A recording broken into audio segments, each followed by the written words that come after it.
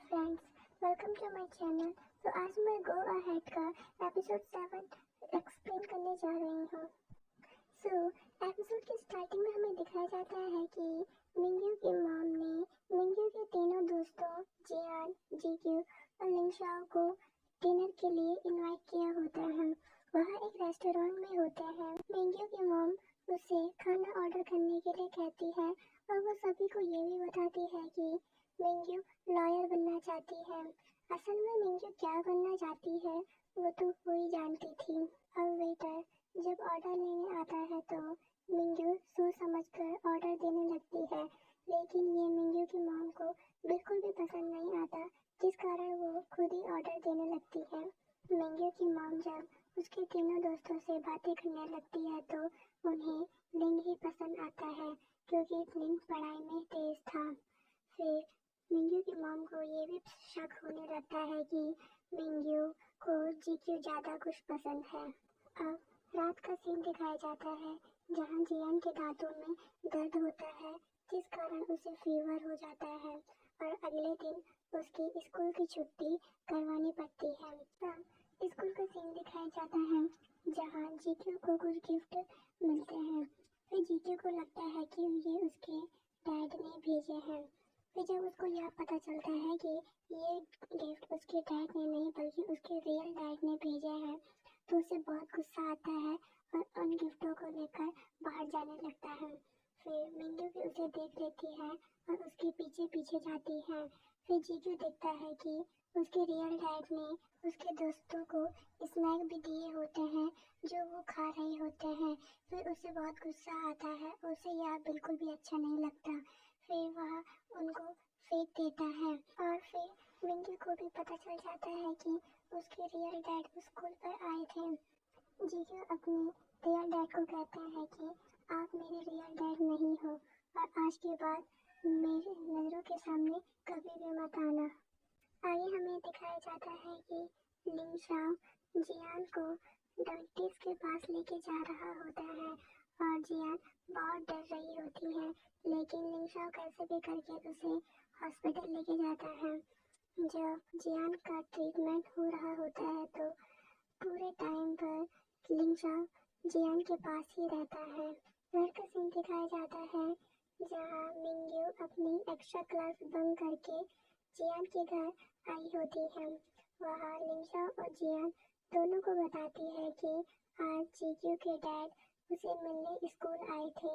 यह सुनकर जियान और लिंगशाओ दोनों शॉक हो जाते हैं।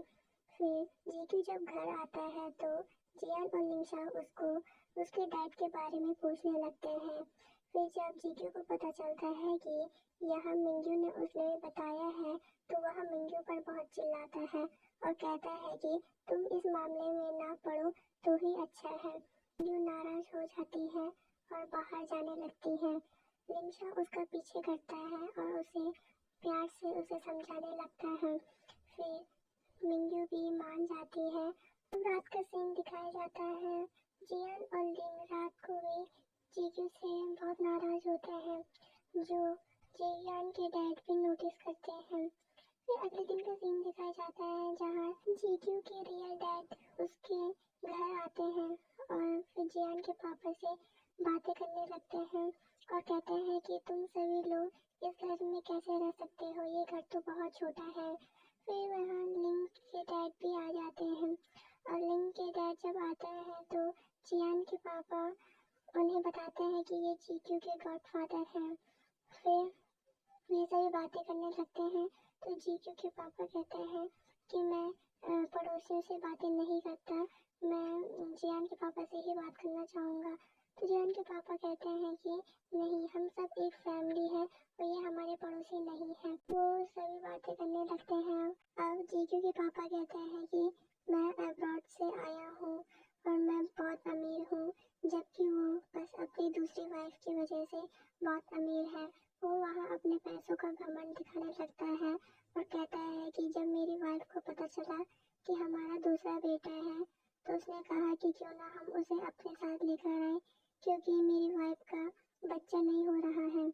तभी वह अपने पैसों का घमंड दिखाकर उन्हें कहता है कि अगर तुम हमें जीक्यू को दे दोगे तो हम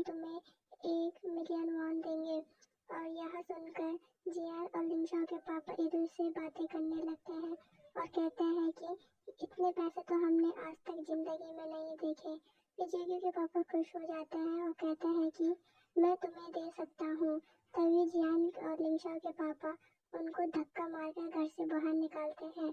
जैसे ही वह घर से बाहर जाते हैं तो वहाँ जियान, लिंगशाओ और जीक्यू स्कूल से घर आ रहे होते हैं। जैसे ही जीक्यू उनको देखता है तो उनको मारने लगता है और कहता है कि आपकी हिम्मत कैसे हुई मेरे डैड को परेशान करने की, और उन्हें मारने लगता है। तभी जियान और लिंगशाओ उसे रोकते हैं और ये सब करने से मना करते हैं और घर के अंदर चले जाते हैं। और लिंगशाओ कहता है कि हमें अजनबियों से बात नहीं करनी चाहिए। अब रात का सीन दिखाया जाता है जहाँ सभी मिलकर डिनर कर रहे होते हैं। तो जीक्यू को उसके पापा कहते हैं कि तुमने ऐसा क्यों किया और हमें क्यों नहीं बताया कि तुम्हारे पापा तुम्हें मिलने स्कूल आए थे। तो वो कहता है कि मैं आपको परेशान नहीं करना चाहता था और मैं अगली बार ऐसा नहीं करूँगा। और जियान के पापा लिंगशाओ के पापा कहते हैं कि अगर वो आप तुम्हें फिर से ऐसे ही परेशान करेगा तो हम एक लॉयर हायर करेंगे। तुम्हें इन चीज़ों पे ध्यान नहीं देना चाहिए, तुम्हें अपनी पढ़ाई पर और इंट्रेंस एग्ज़ाम पर ही फोकस करना चाहिए।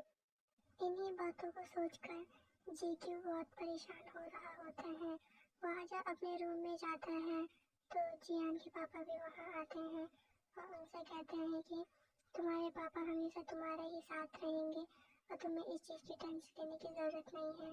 तो जीक्यू भी कहता है कि हाँ पापा, मैं भी हमेशा आपके साथ ही रहूँगा।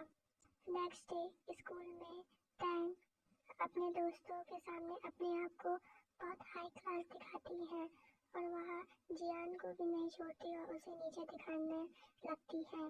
तभी जियान उसको अपने बारे में बताने लगती है और फिर मिंगी भी उसका साथ देती है और वह अपने ब्रदर्स के बारे में भी उसे बताती है, जिससे टैंग बहुत जेलस फील होती है और कहती है कि काश मेरा भी कोई भाई होता।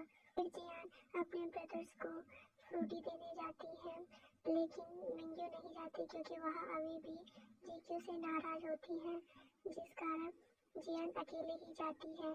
जैसे ही वह जीक्यू को फ्रूटी देती है तो जो उसका दोस्त होता है वह सोचता है कि दूसरी फ्रूटी जियान ने उसके लिए लाई है, लेकिन जियान कहती है कि ये मेरे दूसरे भाई के लिए है और वो वहाँ से चली जाती है। फिर जीक्यू का दोस्त वो फ्रूटी छीन कर पीने लगता है और फिर उसको दे देता है।